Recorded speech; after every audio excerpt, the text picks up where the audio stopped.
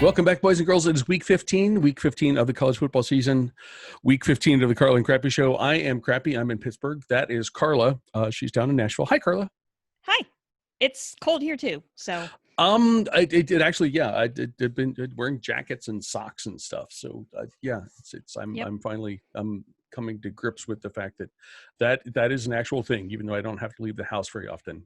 That's also true. Yeah. Gotta start wearing socks. yeah. I went downstairs to refill my beverage glass. Yes. And the thermometer for outside was blinking, which it does when it gets close to 32. So we're okay. So, yeah, it's just like a freeze warning thing. They're just like, if you have anything outside, you should go bring it in.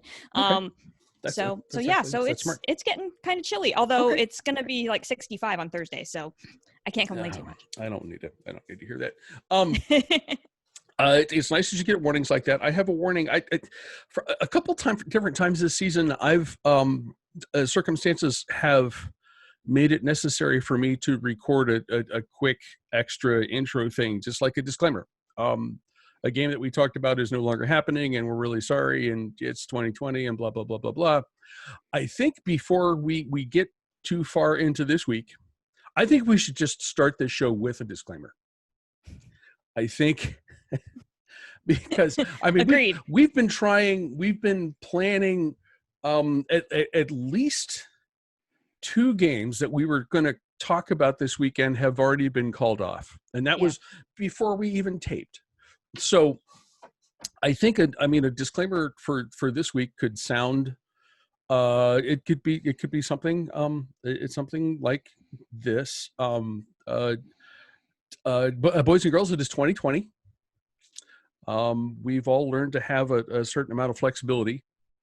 And with this week 15 of the college football season approaching, it seems apparent that much of what we're going to talk about on Tuesday night could be wrong even by Wednesday morning, much less by the time you guys get this podcast on Thursday. Carla and Crappy apologize in advance for whatever errors happen, because there are going to be many of them. How's that sound? Does that work? That's good. That sounds even slightly official. I like it. Okay. Good. I think that covers AJ too, because he's he's in the same boat, I think. So whatever he ends up talking about, that could be completely wrong by the time you're listening to this weekend. So we have a different approach to deal with this, which you guys will see in a little bit. Before we talk about this weekend, as we do, we'll look back to last weekend. I know you didn't get to watch much until kind of late on Saturday. Did week 14? What part of week 14 made an impression on you?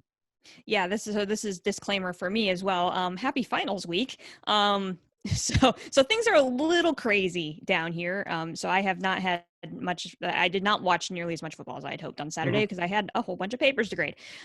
That being said, the two things that kind of caught my attention is, I don't pat myself on the back much. But you should. But I called two things last week on the show when the rest of the show kind of went to hell. There were two things that I said that I felt pretty strongly about. But just kind of mentioned them in passing, and I was absolutely right on both of them, and so I'm going to take the credit for it right now. Please do. So the first thing is that I made a comment at the end of the show about how let's find out if the original Stanford Postulate holds. If you remember, we talked about the transitive property of the Stanford Postulate earlier this season, yes, which worked for like 1 week, and then it was like, no, Mississippi State's just not that good. Right. Stanford beat Washington, and that was a game that they should not have won. So the Stanford Postulate holds, at least for this time being in 2020. And if it holds, they should win again this week, because gosh, I wish I could. Oh, they're playing Oregon State. And Oregon State has a win over Oregon. Yes. I don't know if that's truly a Stanford Postulate situation, but I'm going to go ahead and say if Stanford beats Oregon State, that's going to be 2 weeks in a row that the Postulate holds. So, okay. So yes, Stanford Postulate held. Yeah. Yes. You got to take your wins where you can in 2020. Yes, you can. But the more important one was that I scratched my head quite a bit last week when we went over the rankings, the new playoff rankings, that Oklahoma State had risen like 7 spots after beating Texas Tech. And I said, that's a little odd. Yes. And raised a red flag and said, they got to play TCU this week. And that's a game they can lose. And guess what? They did.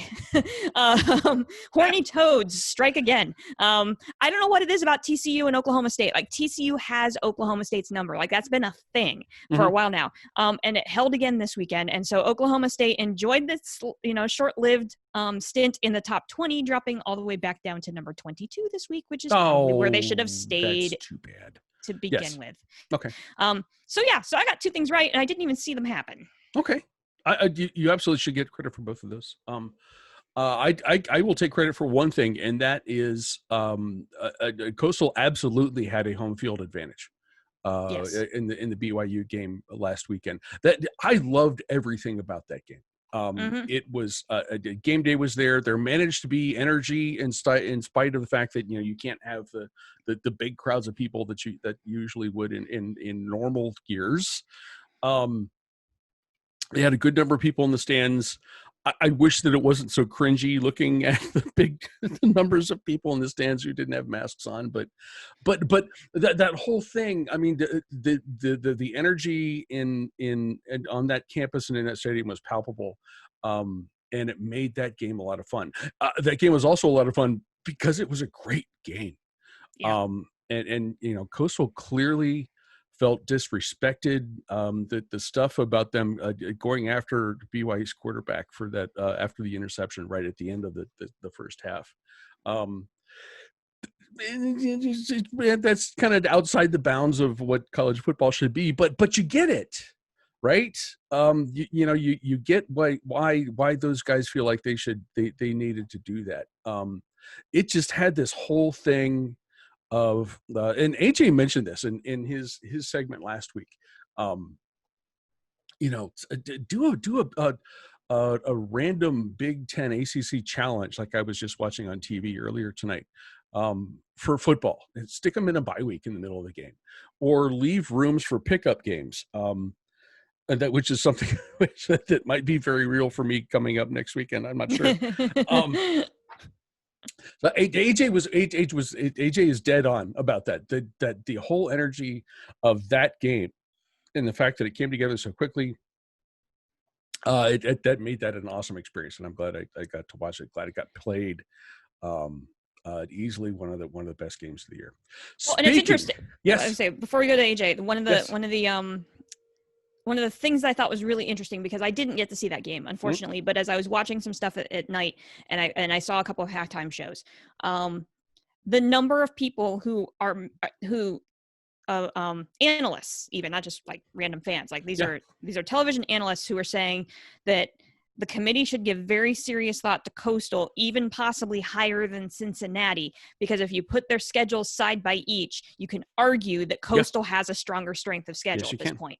Yes, and Cincinnati, again, another canceled again this week. I love that. I love that philosophy. We've been Go Chickens all year, that Coastal Carolina is the team that 2020 needs. Yes. I'm kind of on board. If Cincinnati's not going to keep playing football, and Coastal is, and they're playing well, it's 2020. Give them a shot. Yeah, why not? Wait, I have reasons why not. We'll get to that. We'll get to that. AJ, I want to hear if AJ has any other good ideas, like a pickup games in the middle of the season. AJ, go. Good evening, everybody. It is your Group of 5 report for this, the last official week, kind of the college football season prior to conference championship weekend. We'll have plenty to get through next week.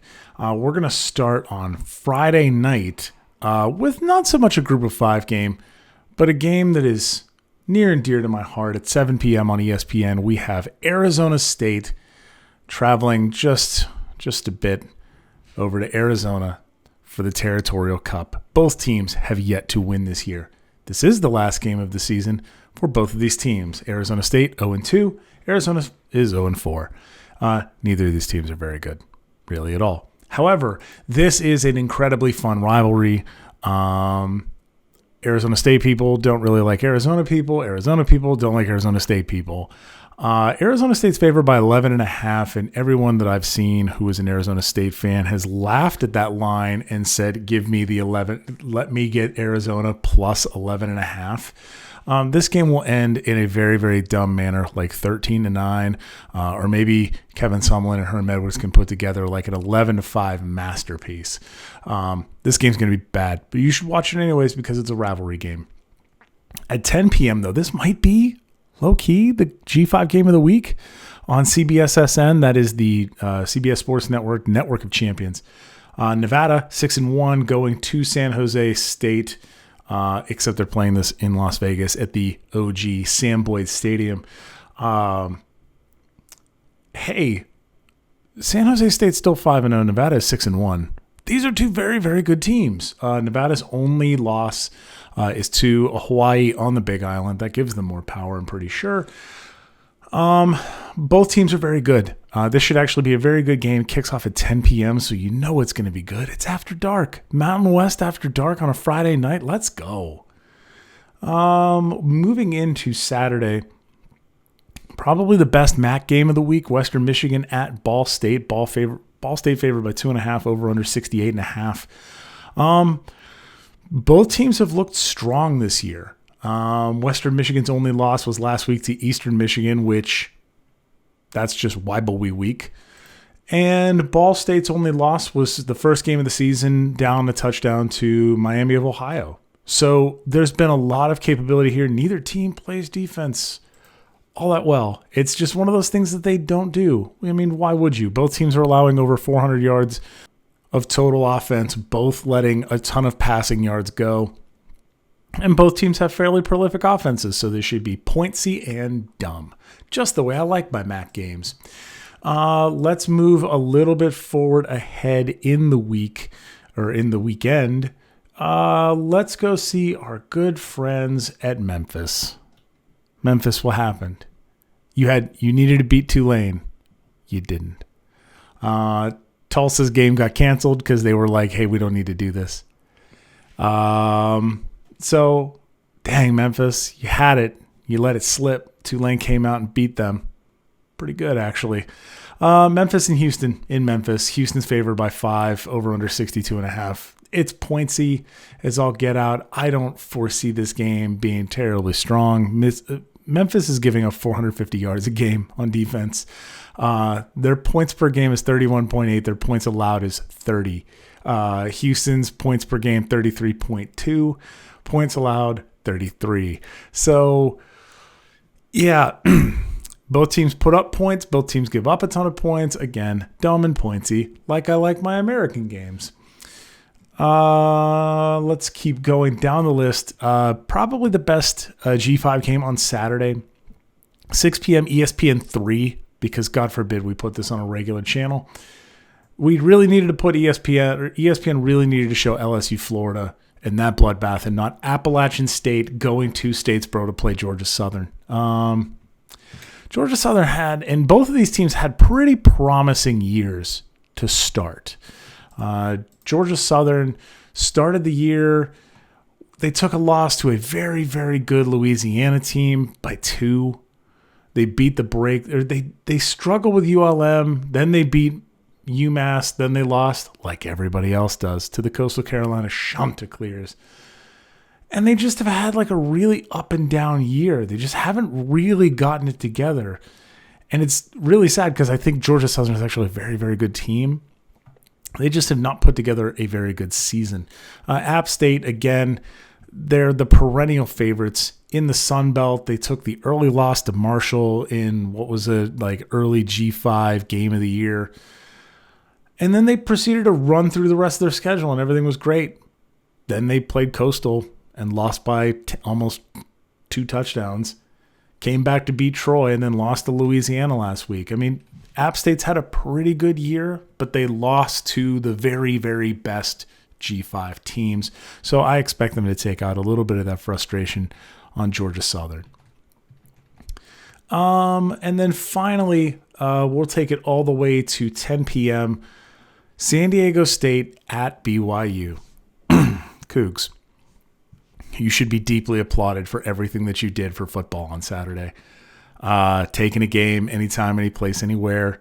You scheduled that game like Thursday morning. You told the equipment truck to drive towards the Carolinas. That was literally what the equipment truck driver got. And so we end up with BYU playing at Coastal. That game was amazing. And if you didn't watch it, go back and watch the full game again. It was just haymakers back and forth. San Diego State, though, big yikes. You guys started strong, just beating UNLV, Utah State. You lost to San Jose State, came back, beat the brakes off Hawaii, which kind of was like, okay, maybe San Jose State's really, really good. Lost a close one to Nevada. Then you lost by 10 to Colorado last week, came back and beat Colorado State up pretty good. It's not looking good for you against BYU. BYU is going to be in a mood, a not good one too. BYU is favored by 16.5 for a reason. I expect BYU to do that, but maybe San Diego State can make this one close. Who knows? And finally, because this is the Group of 5 report and I love Hawaii, UNLV travels to the Big Island to play Hawaii. That game is on Spectrum pay-per-view. And the Team One Sports app, if you're looking for it, Hawaii's favored by 20, over-unders 57. Just throw the dang ball, Chevin Cordero. We like you a lot. This has been your Group of 5 report. We'll be back next week with our conference championship week. And we'll see kind of sort of where everything sorts out. Put Coastal in the playoffs. Thanks. Thank you, AJ. Okay. We struggled with this week's games. And seriously, games that we were going to talk about. You mentioned Cincinnati getting canceled. That was one of them. It's just this weekend felt weird. I mean, there's some rivalry games, but not. Army Navy usually has a D1 football to themselves on this weekend. Yeah. So we're watching like D2 playoffs on the TV, which is fine. That stuff's a lot of fun. So in lieu of trying to pick meaningful games, and generally there aren't many of them this weekend, we decided to pick every single game that involves a top 25 team. And I don't know, Carla, you suggested this is Advent. Something Yes. It's like the college football Advent. I was the Advent calendar, because an Advent calendar, like you go buy them, they have like chocolates or cheeses in them, and you open a door and you see what's inside. I kind of felt like that's what we're doing. Open a door, see what's inside, and there might be a game, there might not be a game. We don't know. But here we go. The thing that got me, and obviously there are more, although we lost a couple. I haven't counted the new total, so we might be down to close to 12. I was thinking like the 12 games of Christmas. That was the thing that got stuck in my brain on the first day of Christmas. Yeah, college football game to me, Utah at 21, Colorado. Which could be good, except for the fact that if you're going to be theologically accurate, the 12 days of Christmas start on Christmas Day. So it's the Advent calendar. Sorry, that's a thing. When have we been so concerned about accuracy? I don't, especially on this show. Accuracy, good point. Theological accuracy is kind of my other job. So yeah, okay, that's fine. Okay, so we'll. I mean, hi, fellowship friends. Because I know I have some that listen. Nice. Okay, we'll figure out. We will figure out a theme for this. Either way, you guys get the idea. We have a lot of games to go through, and we're going to do that right now. We're going to keep these brief. Don't make me break out the bell. It's over there. Yeah, it's within reach, so I can get it if we need it. But I don't think we're going to need it. Ready? Yep, let's do this. Everybody take a deep breath. Starting on Friday, our only Friday game, Utah at 21, Colorado. Matchup to watch here is Utah's rush defense, which is number 1 right now in the Pac-12, against Colorado running back Jarek Broussard, and the number 1 rush offense in the Pac-12. Strength on strength. This could be a fun game. I'll take the Buffs at home. I like Buffalo. They have a quietly put together a really nice little season, as good as you can get in 21, and they're gonna handle Utah at home. We move to Saturday, and we're just going in chronological order, guys. So first up, number 1 Alabama at Arkansas. Roll Tide. Next. I said the Tide rolls and then has pulled pork for dinner. Next up, a moment of silence, please. The Ohio State-Michigan game will not be played for the first time since 1917. Okay, thank you. Next, obviously, we're going to talk a little bit more about that one. Number 9, Georgia at number 25, Missouri. Okay, so this game is at noon Eastern on the SEC network, and my notes here say, oh, come on, for crying out loud, 2 ranked SEC teams, and they got the Jefferson Pilot slot. I mean, really? So this actually could be one of the better games of the day, to be honest. Missouri's run 4 of 5. And both of these teams got crushed by Florida in consecutive weeks. Georgia's defense is still good. They're still the number 3 rush defense in the nation. I think that's the difference in this game. I like the Dogs on the road. Okay. I still kind of think Georgia is overrated in this spot, but I think, especially with the defense, they have enough to handle Missouri and shut down that streakish thing that they have going on. Next, 11, Oklahoma at West Virginia. The Big 12 is wacky, and this game is in Morgantown. Could it get this wacky? West Virginia has the best passing defense in the conference. Going up against Spencer Rattler and a pretty high, Oklahoma's bread and butter. Sooners throw the ball. The Sooners throw the ball quite a bit. But here's the thing. West Virginia got torched last week on the ground by Iowa State. Yes. So if Oklahoma's key to winning this game, they need to run the football. But TJ Pledger hasn't had a 100-yard game since late October. Right? Oklahoma wins this game on the road, but West Virginia covers. Okay. Carla, what happened the last time Oklahoma had to face a tough defense on the road? They got beat. They lost to Iowa State 37-30. What happens when Oklahoma visits WVU and its tough defense on Saturday? The same thing. We're burning couches. WVU wins. Illinois at number 14 Northwestern. Rivalry game, Carla?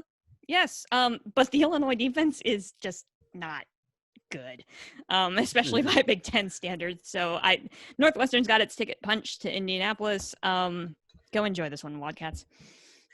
Illinois is improving under Lovey, slowly, but that's a better team than it was a few years ago. Northwestern is having, in spite of a couple of hiccups, is having a solid season. There could be trouble if they're looking ahead, but I don't think they will be. That's not characteristic for that team. Northwestern should win this one. Number 13, Coastal Carolina at Troy. Carla, I said, what? Maybe Coastal should just appear in Columbus this weekend. I love that idea. I mean, because let's be real here. First of all, this game is on ESPN Plus. Can we freaking put this game on TV? Yeah, put those on TV. Come on. I mean, everybody, Coastal Carolina is the team that we all need this year. And here's the thing: MTSU beat Troy. Coastal is going to finish their perfect season. Go Chickens. Coastal coasts. That's my notes. That's my notes for that one. Number 17, UNC at 10, Miami. Actual good game, and yes. Maybe like the only one on the schedule this week. I think Georgia-Mizzou could be better than everybody thinks it's going to be for at least a while. But no, this stunned me when I was looking up information for this game. Miami hasn't played a home game in 7 weeks. I don't even know how that's possible. But wow. I think they had some games canceled and some games rescheduled, and they've been on the road. They have not played at Hard Rock in 7 weeks, and the Canes flat out have more to play for in this game, because they're still technically in the mix for an Orange Bowl berth. Yes. If both Clemson and Notre Dame get into the playoff, Miami would take that spot and get a spot into the Orange Bowl. However, Carolina's offense, as we found out, is no joke. Correct. I mean, that's a prolific offense. Sam Howell has 3,100 yards passing and 26 touchdowns. If he's not in the Heisman conversation, he needs to be, because those are just absolutely ridiculous numbers. Take the over, because this game's going to be really high scoring, could be really fun. I just think Miami has too much. Miami's got too much on the line here, and I think they're going to be ready to play this game. And I think the Canes win at home.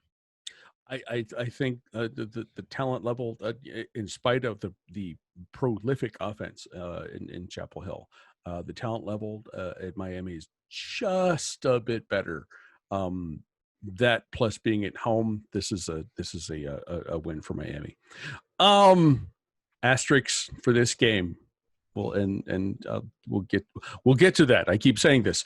Purdue at number 12, Indiana. Carla. I'm going to stop picking against Indiana. We talk about Indiana every week, and every week I come up with an excuse as to, well, this might be the week that we stop talking about. Nope, I'm just gonna stop. Like they have a new quarterback. Didn't matter. They just keep winning football games. So Hoosiers. It's not just Michael Penix. Indiana's for real, and this should be. I mean, it's a rivalry game. You never know. Blah blah blah blah blah. This should be a fairly easy win for the Hoosiers, given what we've seen so far this year. As Wisconsin, yes, we'll get to that. Wisconsin at number 16, Iowa for the Heartland Trophy. Yeah, again, put this game on TV. There are no TV listings for this game. This is big boy football, right? Yes. This is like traditional big boy, Big Ten football. Iowa started 0-2. They've now won 5 straight. Iowa has a much more balanced offense. Plus a deadhead at quarterback. But both quarterbacks have propensities to throw interceptions. So this game could get real interesting real fast. A deadhead quarterback, I think, might have that those makes issues. sense. Yeah, it makes sense. But we didn't expect that from Graham Mertz. And we said that was going to be the potential problem against Indiana. And it wasn't necessarily interceptions, but it was turnovers. I mean, that really Indiana's defense again. So both these quarterbacks like to throw to the other team. The Badgers have a really, really good rush defense. So Iowa's going to have to be able to throw the ball. I'm going to go out on a limb here and say Wisconsin's had enough, and they're going to pull off an upset here. And I don't know how or why, but that's just a gut pick from me. It just feels like this is prime for a Wisconsin upset. Okay. I'm with you. Actually, the Heartland Trophy is a brass bull. It's not nearly as cool as Floyd of Rosedale. Although I'm not sure that game's going to get played. The Badgers, they hold the Heartland Trophy, and my feeling is that they will retain it this year. Next up, we have number 20 Texas at Kansas. Carla. Weird things happen in the Big 12. We've talked about this already, but and there's some crazy stuff happening in Texas right now. With coaching talk and Urban Meyer, and it's just absolutely bonkers, but it's Texas. What else would you expect at this point? Right. I don't think things are going to get this bonkers. Texas wins. I have no notes for this game. Texas is I just don't. But nothing. No. Yeah. LSU at number 6, Florida. Gators offense still humming. And Tigers are reeling after getting stomped by Bama at home. Talk about a brutal schedule for those Tigers.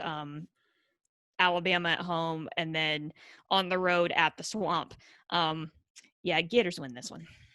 LSU could score 35 or 40 points in this game. Florida might score 70. So, yeah, there you go. Number 22, Oklahoma State at Baylor. Baylor hung with Oklahoma last week. That was one of the games that I caught part of. And Baylor's been like so close all season. They've lost 2 games by 1 point. A couple of the other games were within 1 possession. I mean, it's just crazy how close Baylor has come to actually having a really good season this year. My problem is that I don't know if the defense can slow down Oklahoma State enough. And Baylor flat out doesn't have a run game. And we saw that last week against Oklahoma. So right. I think Oklahoma State wins this game. Okay. It's been a while since Baylor was good, although they are taking steps this year. It's been a while, as in a month or 6 weeks since we thought Oklahoma State was good. I think that difference is enough. the Cowboys will win on the road, but I think that looks like a fairly tight game. Number 15, USC at UC. Clap, clap. LA, clap, clap. What do you think? UCLA is better than its record. Yes. I mean, they've lost two one-score games at Oregon and at Colorado. Those are nothing to be ashamed of when both those teams, Oregon was ranked and Colorado is ranked. Comparison, because we have direct competition, like the mutual opponents here, right? Mm-hmm. So UCLA beat Arizona State by 7. USC beat Arizona State by 3. UCLA beat Arizona by 17. USC beat Arizona by 1. I see where you're going here. Bruins win. Chip Kelly is building something that should look familiar and perhaps a little frightening to the folks on the West Coast. And he's going to get his second win in this rivalry on Saturday. Bruins win this one. San Diego State at number 18, BYU. Kella, do Mormons get angry? I wrote that down. The BYU might have a chip on its shoulder. I think that's possible after last week. I mean, they did the nice thing and said, yeah, we'll fly all the way across the country and play, and then they lost. And I don't think that's what they were expecting. No, so I don't think so. Yeah, I'm not sure BYU would have taken that game thinking that they had a possibility of losing that game. I think they went into that game maybe with a little bit of too much confidence. Maybe I don't know. Matchup here to watch, and since I started this section with matchup to watch, I'm ending it with matchup to watch. Okay. BYU running back Dax Milne against the top rush defense in the Mountain West. That should be a really entertaining matchup to see if BYU can get its ground game going against a really, really good rush defense. I think the Cougars are ready to make a statement after having a little bit. I don't know if I'd call it national spotlight last week because the game was on ESPNU, but with game day there and all of that and the hype around that game, I think they're ready to come back and make a statement, and to beat a decent San Diego State team would be a nice way to rebound from that. So I'm going to say the Cougars get this win at home. Okay. We have one more game to talk about, and we're not going to gloss over this one. This is one we would have talked about regardless of anything that was going on. At 3 p.m. Saturday, Navy at Army, and that's at Army. That is being played at Michigan Stadium in West Point because of COVID concerns rather than the annual trip to Philadelphia. Army is favored by 7. Carla, what do you think? Yeah, I mean, Army's put together a pretty nice season, considering everything, and the atmosphere of this game is just not going to be anywhere close. Yeah. And that sucks, but it's the right decision, right? It's going to be really weird for an Army-Navy game to be played without anybody in the stands, and that's the way this game is going to be played, and so we're going to miss the pageantry and all those pieces of it. Navy's really struggled this year. It's just not been a great season. Everybody remembers the big game at the beginning of the year against BYU and how just like that was.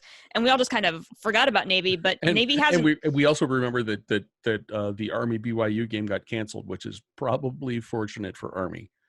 Yeah, I would agree. But I mean, so that first game happened and everyone was just like, yeah, Navy's not ready for the season. And we all just kind of forgot about Navy. And the bad part about Navy this year is the fact they haven't done anything to make us remember them, if that makes sense. They just kind of fell out of the national spotlight in that game. And they haven't done anything, they're sitting there, sub 500 record. I'm a Navy girl. I have to say, go Navy, beat Army. I would be ostracized from my family if I didn't say that. But it's going to be a tough river to row for the midshipmen. Okay. Saturday. I should note for those of you listening that I'm wearing a camo Army hat and the Beat Navy as you should shirt. So clearly you guys know where my pick is going to go. The thing it's sort of like a cyclical thing if you because they're recruiting from the same pool generally. Once in a while one team will get a special talent. I don't remember the guy who'd been playing quarterback for Navy past couple of years. I don't remember what his name is, but he was one of those. Yeah. But they're generally they're recruiting the same guys. The profile's similar.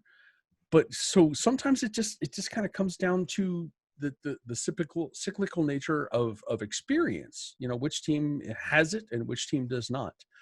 Army has it this year, and Navy not so much.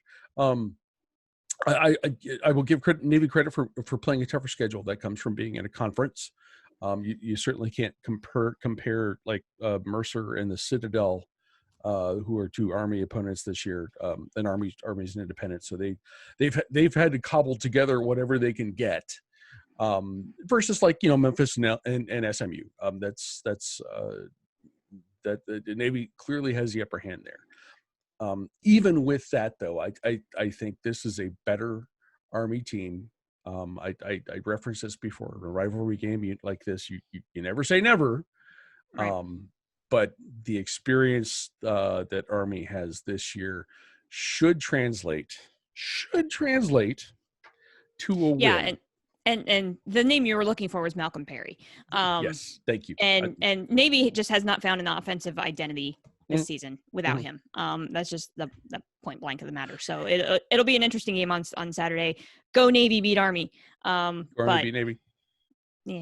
Yeah. Boys and girls, you can hear the Carla and Crappy Show on Apple Podcasts, Spotify, Google, all of the other stuff.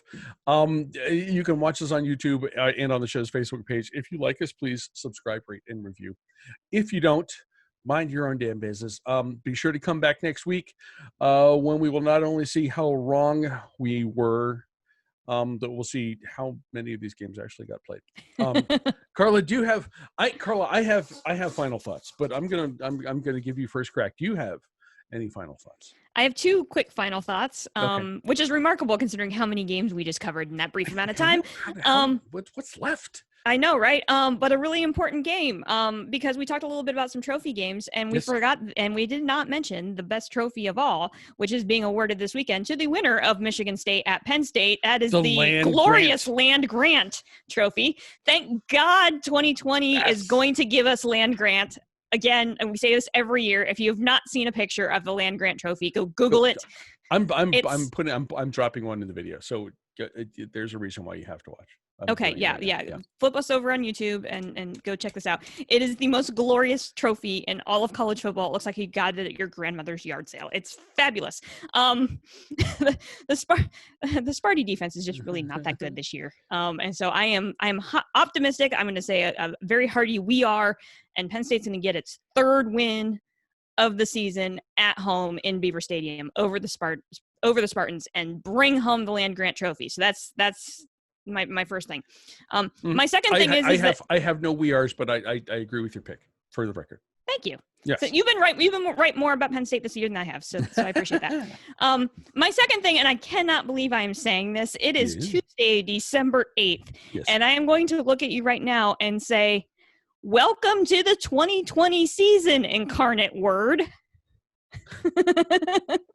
Yes, we have a team that is playing its them on the schedule, first game.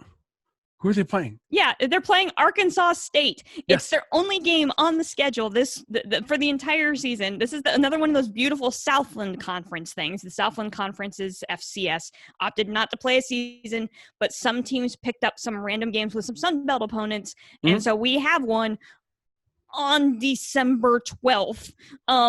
Of all things. And so Incarnate Word, its schedule is one game, playing Arkansas State. That game is on ESPN 3, which means that you don't have to pay for it. So highly recommend for at least a couple of minutes, flip over to that. I know there's a lot of stuff happening at 3:00 Eastern on Saturday. You got Army, Navy, you got, Michigan State, Penn State. There's lots of stuff going on at 3:00, but man, flip over and at least give a 5 minutes of your life to Incarnate Word and the fact that they're playing their first game.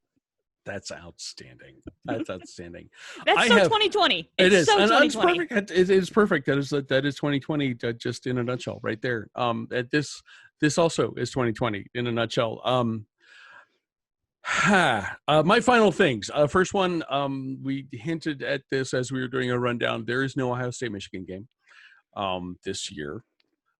This affects me on a couple levels. Number one is it's just sort of the broad level, which is this game that has been played every year since 1970 1917, including 1918, when it was ironically played during a pandemic.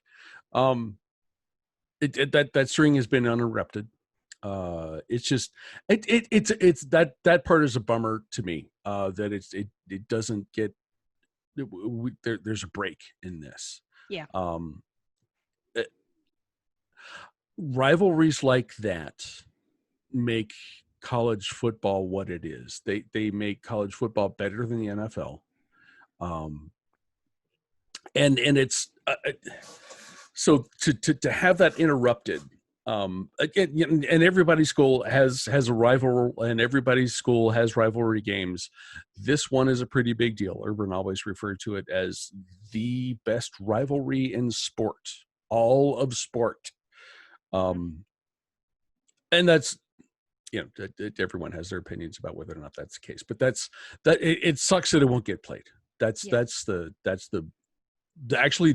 big thing. The slightly less important thing, but still important thing, is that it leaves Ohio State with a 5-game schedule. And I'm actually not super concerned about that. I'm mostly just curious about how this is going to work. I think Ohio State's going to end up in as the East representative in the Big Ten title game. And I think that's going to happen. My preference would be that something works out that there's a 6th game this weekend to replace the Michigan game, rather than the athletic director is just voting to change the rules and saying Ohio State can get there with 5 wins. The previous qualification was you had to have 6.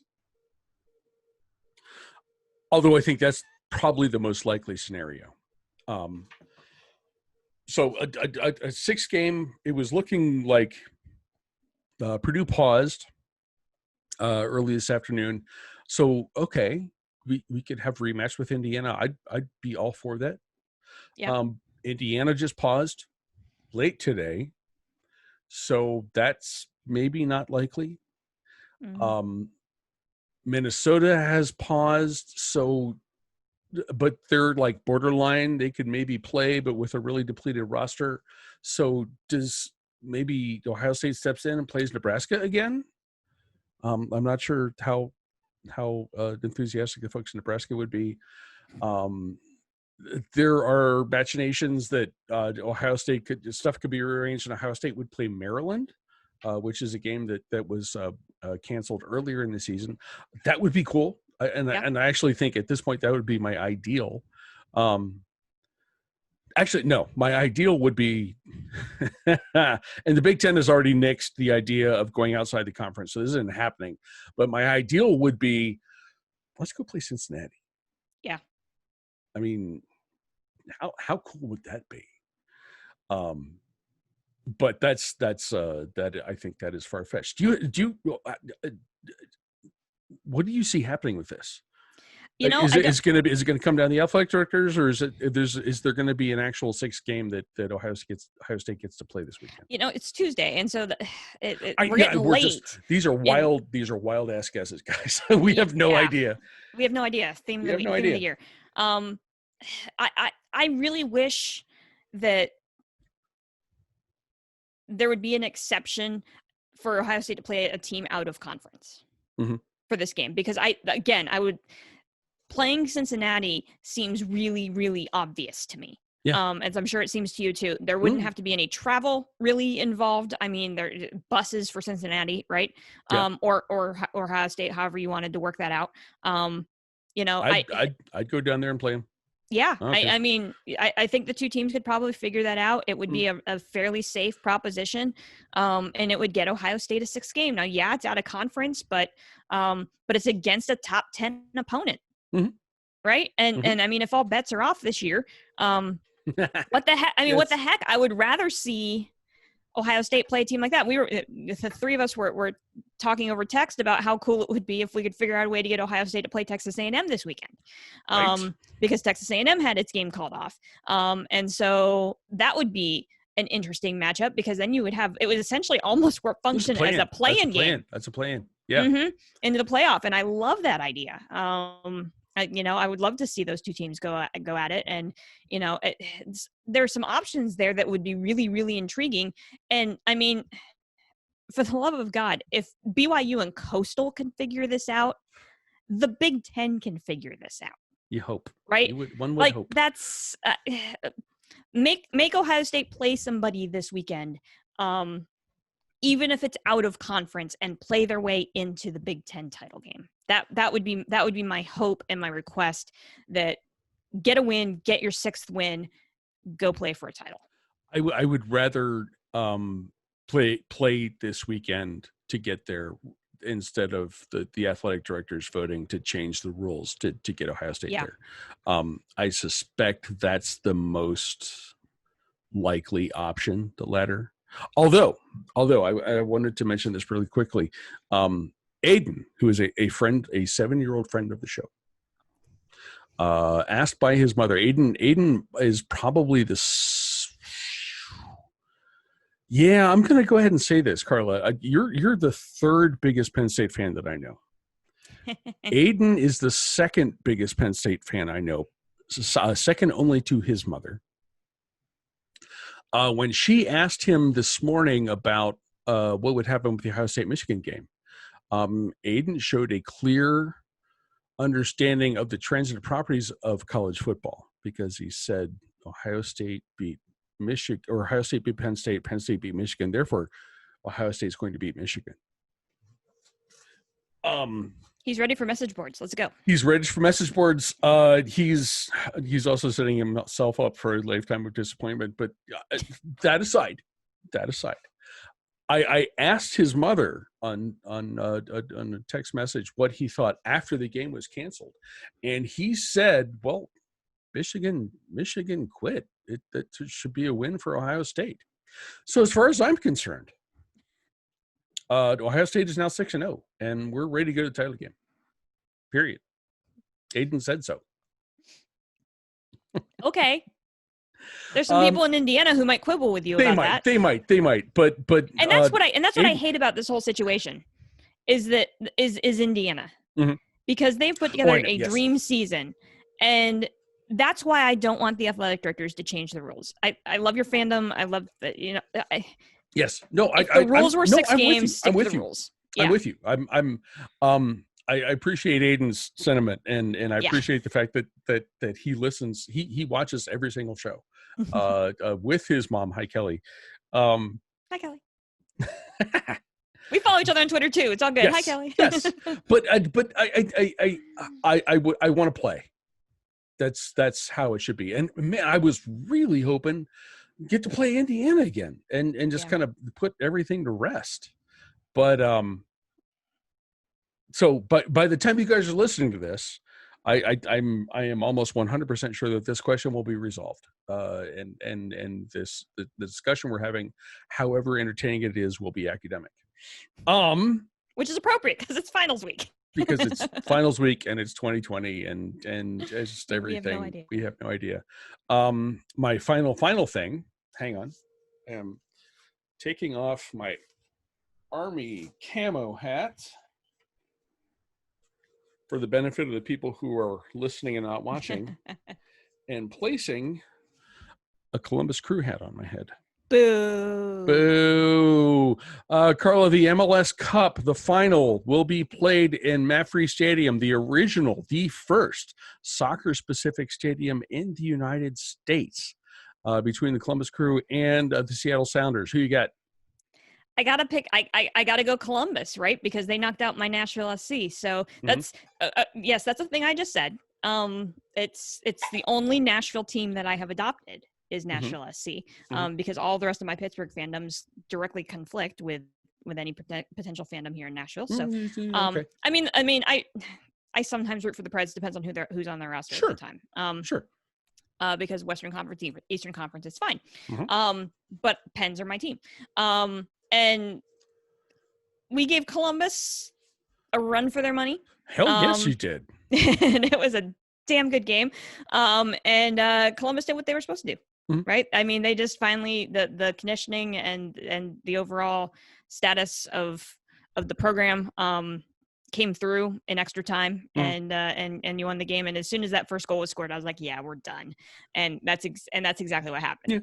Yeah. It's that expected out of an expansion team. It wasn't expected to reach that far. It was a heck of a season for Nashville. But yeah, I'm going to say Columbus, go finish us off for those of us that lost East. to you. For the East. For the East, when we weren't even in the East. That's the fun part. Like that, like we ended up in the East after all the COVID stuff. It's great. Yeah. Okay. But you can still, for this year. I hope we stay in the East. I hope we stay in the East, but we're not. That makes sense, though. It does make sense. It totally makes sense. Put us in the East. Okay. It is done. I have decreed it. I have decreed that this will happen. My final thing before we're done. My partner in this episode, we're in the ninth year. You started this when we were 31. I did. Yeah. By the time you guys are listening to this show, Carla will be entering her 40th decade. Carla will be entering her 40th decade, which makes her really 300 years. Carly turns 40 this week. I do. I could not let this go without mentioning the fact and wishing her a happy birthday. We get to do a little Zoom thing. Hey, a Zoom conversation with Carla, huh? I know, right? So unique. But we get to do that tomorrow. Her birthday's your birthday actually is on Thursday. My birthday is on Thursday. Yes. Your birthday is on Thursday. Okay. She will be recording music that will hit the Billboard Top 100 before the end of the year on Thursday. So we're doing the party tomorrow. Tomorrow night. So as you're watching college football Friday, Saturday, think of Carla. Send her a tweet. Say happy birthday. Do all that stuff. 40's a big deal. 40's fun. Carla, 40 40's was the most fun decade I've had so far. 50s are a lot of fun too, but you need more naps. So it sort of balances out, but the 40s were awesome. So you're going to have a blast. I'm happy to have been doing this with you for so long. My 30s are pretty awesome. Like, I'm not gonna lie, like my 20s were fine, but my 30s, like, I had the midlife crisis 10 years ahead of it when everybody else does. I packed up my life in Pittsburgh and moved to Nashville and turned 30, and then kind of picked up my life down here and a completely different, and it seemed to work out pretty well. My 30s have been fabulous. I've now lived in Nashville longer than I lived in Pittsburgh, if you can believe that. I know, isn't that crazy? Because I moved to Pittsburgh in 1999 and I moved to Nashville in 2010. And so now I've officially reached, I'm officially past where I was, which is crazy. But crazy. Yeah, my 30s were awesome, but I guess I'm looking forward to my 40s. It still feels like a big number, but watching all my friends go through this whole 40 and quarantine thing. Because we're all missing out on our parties, right? Like my entire high school class, I keep watching, the Zoom parties and the drive-through parties and like all that kind of stuff, what people were trying to do during quarantine and a pandemic. And it's definitely a birthday I won't forget. That's for sure. Okay.